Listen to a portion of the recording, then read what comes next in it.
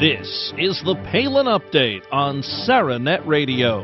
I'm Kevin Scholla. I don't believe a doggone thing coming out of Washington, D.C. anymore. And isn't that a sad state of affairs where a normal American has to be so cynical of what government and government reports are telling us? Sarah Palin tells it like it is. She isn't afraid to speak the truth. Our guest today does the same. Great conservative and accomplished author David Limbaugh is here for part one of a two-part SaraNet Radio series. Sarah Palin comments on the anniversary of President Kennedy's death, a Palin Thanksgiving message, a brand new Commonwealth Common Sense with Susan Stimson's on the way, and just ahead our latest edition of Steel Resolve with Sarah Steelman. First, we welcome in a great American, David Limbaugh. He's the author of several books, including The Great Destroyer, Barack Obama's War on the Republic. He's also a commentator that delivers heaps of common sense, and we are thrilled to have him here today. David Limbaugh, welcome to the Palin Update on SaraNet Radio. How are you, sir? Great. How are you?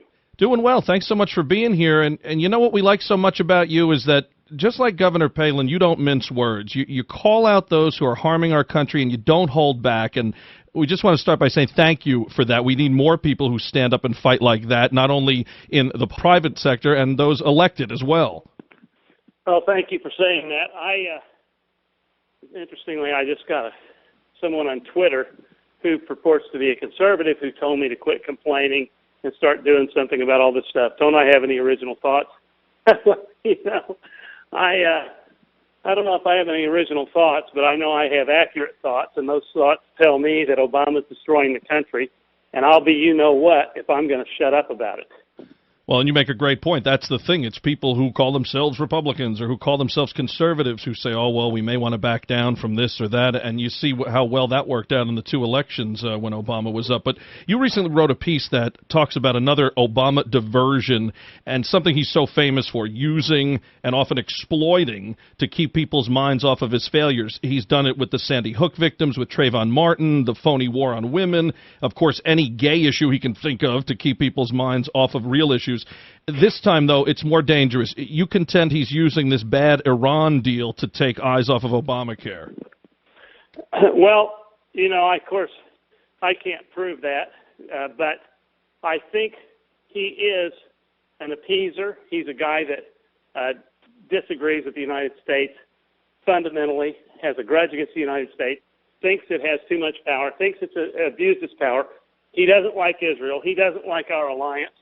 He is sympathetic to Islam and refuses to recognize terrorists as terrorists. And so I don't think he believes that the situation in Iran is as precarious as it is. His worldview tells him that it's okay for Iran to have a nuclear weapon and that we can contain them like we did the Soviet Union during the Cold War, not recognizing that you can't deter suicidal maniacs who are motivated by their religion primarily, and whose religion tells them that they should destroy the infidel. And what better way than to activate a nuclear program whereby you use the bombs yourself or dispense them to other avenues, other terrorists who can do so around the world.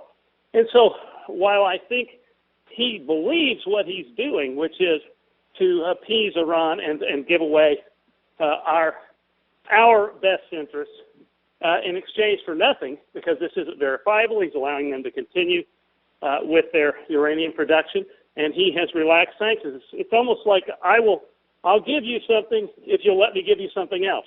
We get nothing in return other than smoke and mirrors. And so I think he believes in doing what he did. So it's not something he wouldn't have otherwise done. But he's using it, I think, to take the disaster that is the Obamacare rollout and the Obamacare insurance cancellations, which expose his incredible fraud and deceit on the American people, out of the people's minds, to distract their attention from how bad it is. But, of course, that's simply not going to work. People can walk and chew gum at the same time. We can be contemptuous of what he's doing on several different areas at one time. And I certainly hope we are. And in the meantime, of course, we have a Christian pastor there held captive for so long, and that wasn't part of the deal to have his release. It wasn't even raised. as you heard when they asked. This is about only a nuclear deal. It's not about humanitarian concerns, which of course was also a lie, because there were humanitarian concerns allegedly driving the release of sanctions.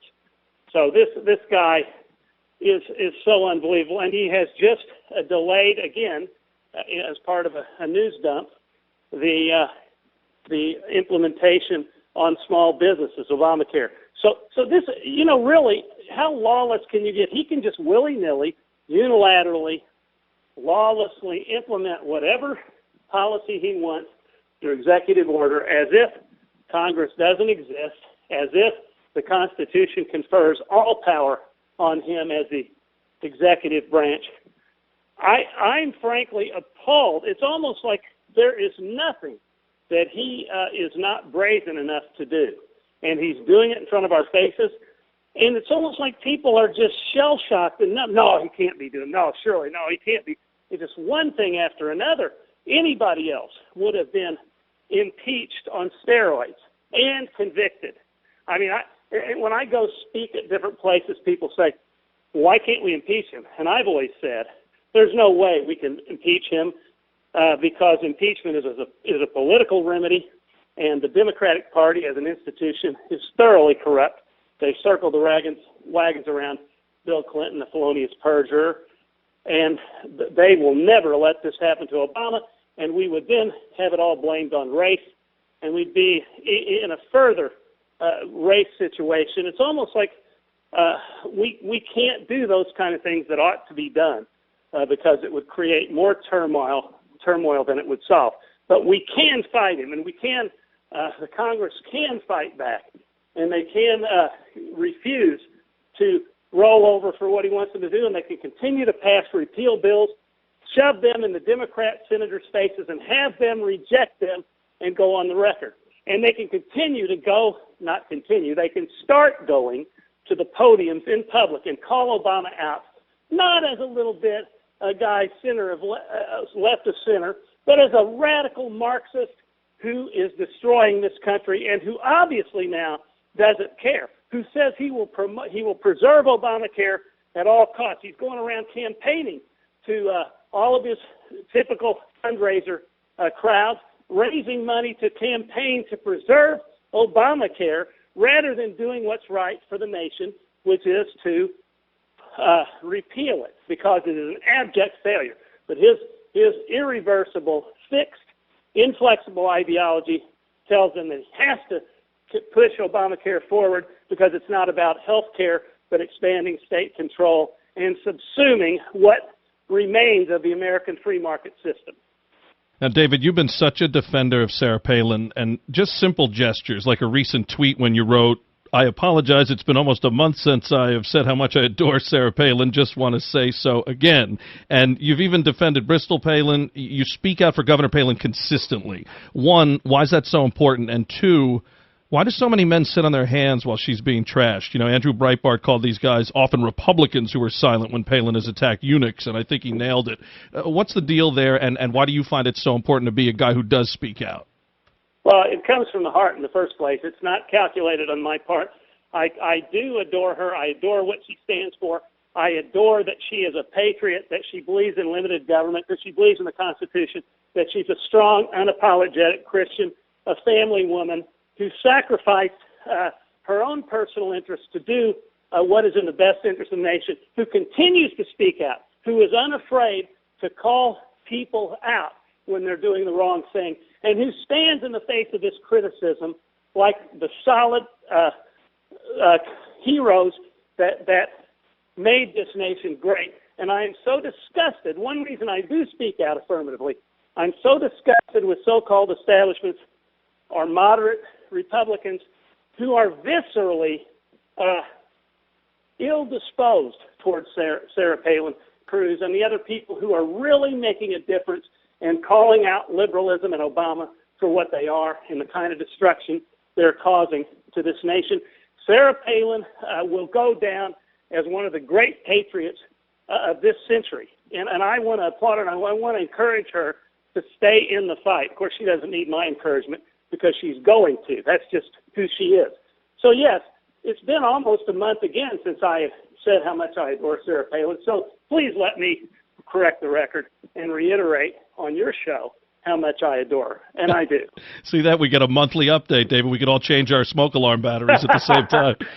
Now, that's right. How about this Martin Bashir deal? He says the most vile things possible about Governor Palin. He doesn't even get a slap on the wrist. And the same network fired Don Imus for much, much less, an obvious joke at the time. And here Bashir, still with his program. Not that I always thought, look, you don't like somebody, turn the channel. I'm not calling for anybody's job. The point of the matter is, though, if you said anything about Michelle Obama or Hillary Clinton or really anybody but Sarah Palin, they'd be gone.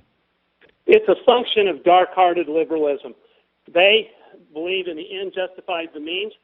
They'll do anything to advance their agenda, including betraying all the causes they claim that are important, all the principles they pretend matter to them, such as tolerance and diversity and getting along with other people and civility. They use that only selectively and only opportunistically. They are the most intolerant people, the most nasty people. You can look at Twitter. It's dotted with millions of examples of mean-spirited, dark-hearted liberals and people calling for the death of conservatives. These are sadistic calls for violence to conservatives, and they want to talk to us about how we are. We don't believe the way they believe. We don't wish them ill. I mean, we wish their agenda ill, and we will do everything we can to stop it. But we don't believe that they ought to be personally harmed. We don't advocate it. We don't seek it. We don't applaud it, and they do. And this Martin Bashir, I might add, did you notice how Sarah Palin graciously, winsomely responded in accepting his apology? As a Christian person, she says, who am I not to accept a purportedly sincere apology? And I read the apology. Brett Hume said, it's great that Sarah Palin accepted his apology. And I retweeted Brett, and I said, yes, it is, after I read Bashir's apology. I don't know if he's sincere, but he did not give a Clinton-esque apology. He gave what appeared to be a very heartfelt apology where he really beat himself up. He didn't say, I'm sorry for the harm I may have caused to my family. No, he said, I was a jerk. I shouldn't have done it. Now, I don't like this guy. I can't stand what he stands for. Can't stand what he said about her. And I don't believe that person has changed one iota. He got called on it. But I'm just telling you what I believe. On the other hand, I think Sarah was right in accepting his apology because we are called on to forgive as Christians. And from all appearances, he intended his apology sincerely. So we'll just assume he did. I doubt it, but you still have to accept it and accept her apology. And I think it was incredibly gracious on her part. A lot of people wouldn't have done that. David, you know what? We have so much to talk about, and you are really hitting on some key points here. Could we bring you back again next week to continue? Yes. Wonderful news. More with David next week. For more on David Limbaugh, you can head to davidlimbaugh.com, and be sure to join us again next week for Part 2 with David right here on the Palin Update. On the 50th anniversary of JFK's death, Governor Palin posted some comments on social media saying, quote, President John F. Kennedy was remembered and honored today in Dallas. A memorial plaque was unveiled, inscribed with a beautiful quote that I discuss in my book, Good Tidings and Great Joy, unquote. As for that Kennedy quote, Palin also used it in her Southeastern University speech. Here's the quote. We in this country, in this generation, are, by destiny rather than choice, the watchmen on the walls of world freedom. We ask, therefore, that we may be worthy of our power and responsibility, that we may exercise our strength with wisdom and restraint, and that we may achieve in our time and for all time the ancient vision of peace on earth, goodwill toward men. That must always be our goal, and the righteousness of our cause must always underlie our strength. For as was written long ago, except the Lord keep the city, the watchman waketh, but in vain. Palin then asks, what's the source of this quote? Which right-wing pundit called America the watchman on the walls for the world? What radical televangelist just had to add a Bible verse in there for good measure? Well, it's from none other than Democrat John F. Kennedy, from a speech he was scheduled to deliver before he was killed. Palin goes on to say she especially loves JFK's quote from Psalm 127, except the Lord keep the city, and watchman waketh, but in vain. Palin says, as we remember JFK, may we renew our commitment to live up to our responsibility as the abiding beacon of liberty in a troubled world.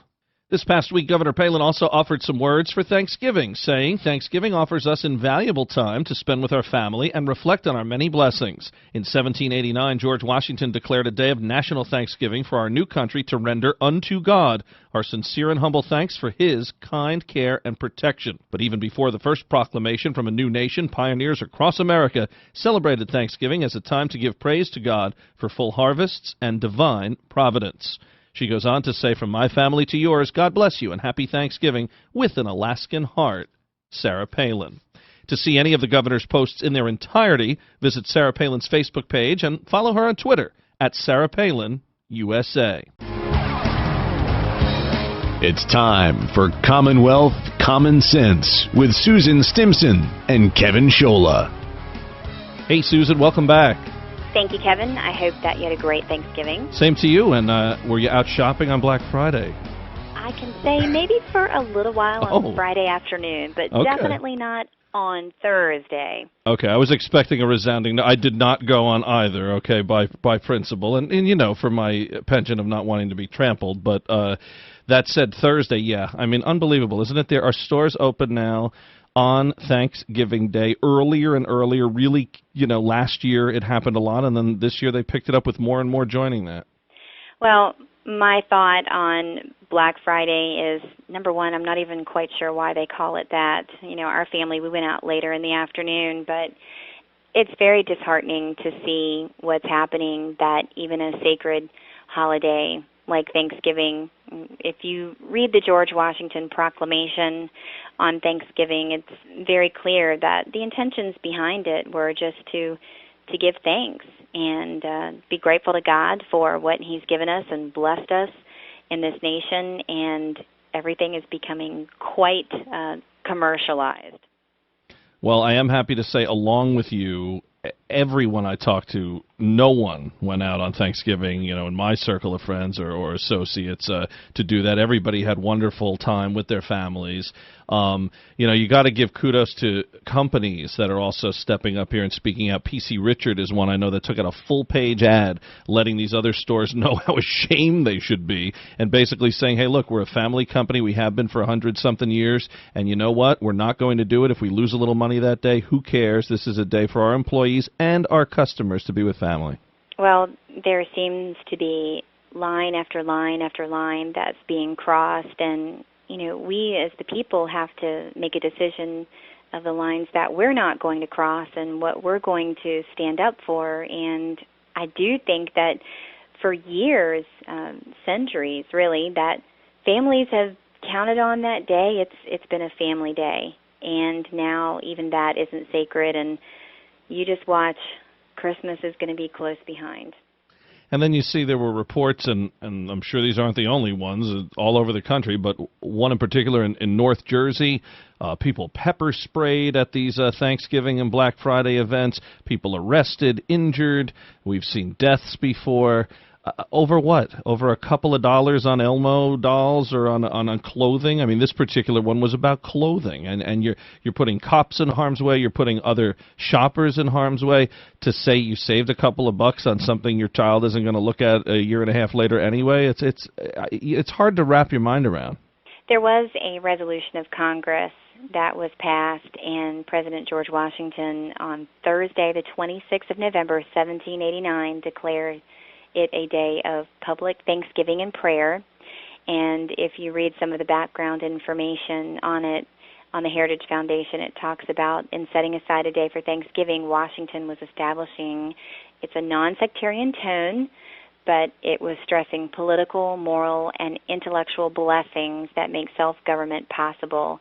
And it really is in addition to personal and national repentance, which is some of the background that's given on the Heritage Foundation website. But then when you read the Thanksgiving Proclamation, in today's world, George Washington would be called an extremist, but it really is a beautiful Thanksgiving Proclamation that he wrote he talks about it being the duty of all nations to acknowledge the providence of Almighty God, to obey His will, to be grateful for His benefits, and humbly to implore His protection and favor. And that's really what the Thanksgiving holiday is about. It's just to remember what God has given us and the freedoms that we do enjoy.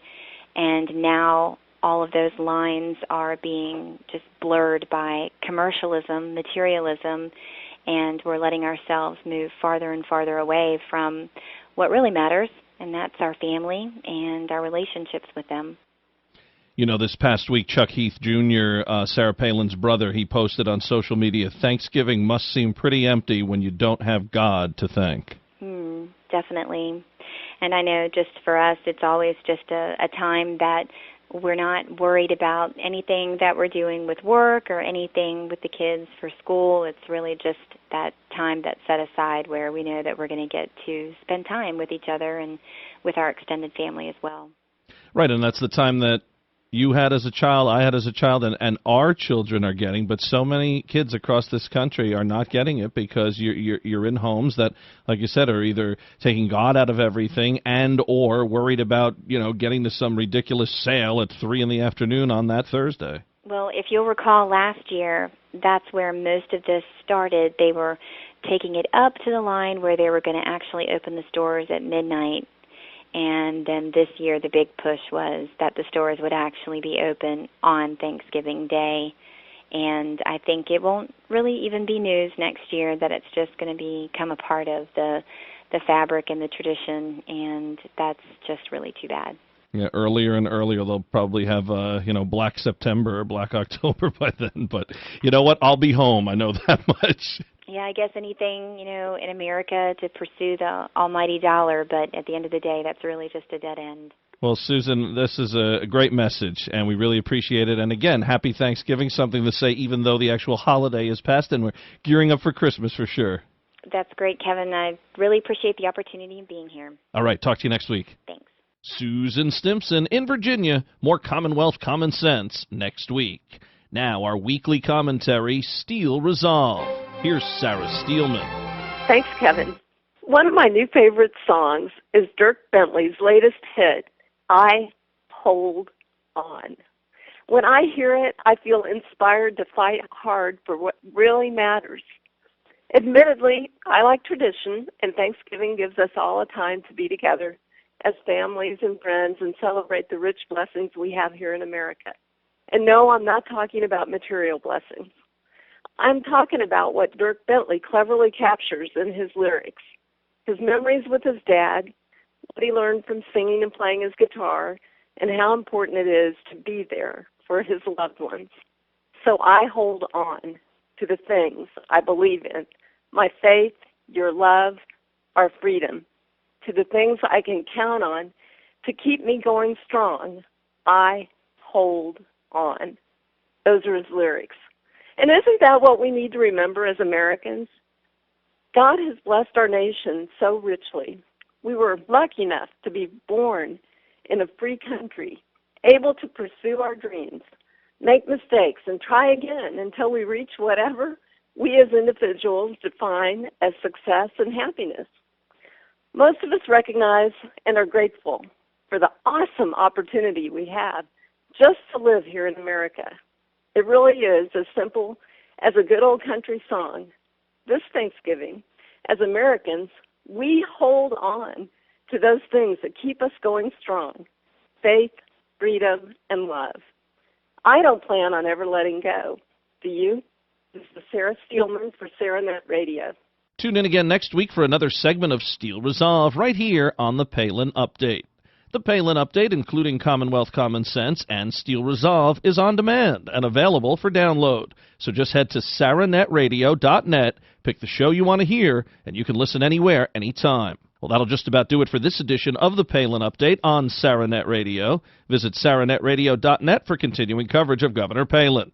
Also, follow along on Twitter at SarahNet Radio, at Kevin Scholla, at Susan B. Stimson, and at Sarah_Steelman.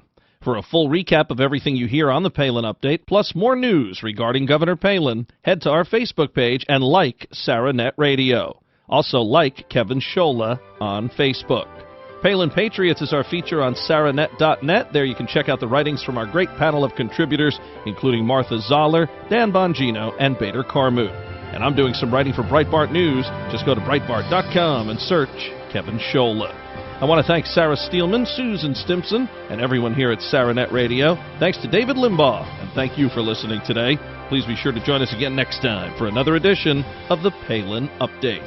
I'm Kevin Scholla. Have a pleasant day.